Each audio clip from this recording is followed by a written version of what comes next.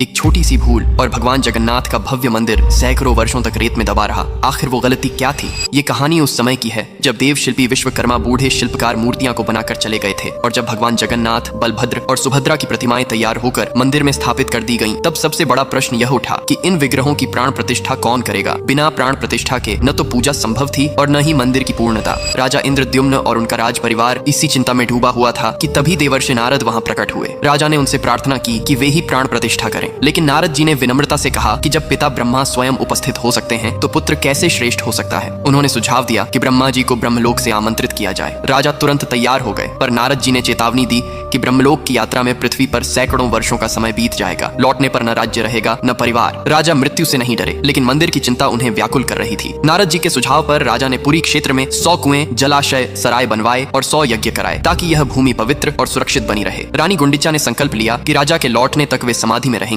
इसके बाद राजा नारद जी के साथ ब्रह्मलोक गए और ब्रह्मा को साथ लेकर लौटे। जब वे वापस आए तब कई सदियां बीत चुकी थीं। पुरी में राजा गालू माधव का शासन था और श्री मंदिर समय की रेत में दब चुका था। राजा गालू माधव ने ही श्री मंदिर को रेत से बाहर निकाला था। अब दोनों राजाओं के बीच विवाद हो गई कि असली मंदिर का निर्माता कौन होगा। तब इंद्रद्युम्न ने बताया कि मंदिर का मूल निर्माण उन्होंने नील माधव की आज्ञा और हनुमान जी की सहायता से किया था। गालू माधव को संदेह था। तभी हनुमान जी साधु के वेश में आए और बोले, यदि यही सच्चे निर्माता हैं तो इन्हें गर्भगृह का मार्ग खोजने दीजिए। इंद्रद्युम्न ने सहज ही वह मार्ग ढूंढ लिया और गर्भगृह खुलते ही नील माधव का नीला प्रकाश फैल गया। उधर रानी गुंडिचा समाधि से उठी और अपने वंशजों द्वारा पूजित होते हुए मंदिर पहुंची। पति पत्नी का पुनर्मिलन हुआ और गालू माधव को सत्य का बोध हो गया। अंततः ब्रह्मा जी ने यज्ञ कराकर राजा इंद्रद्युम्न और रानी गुंडिचा के हाथों भगवान जगन्नाथ की प्राण प्रतिष्ठा कराई। तो कमेंट में लिखिए, जय जगन्नाथ।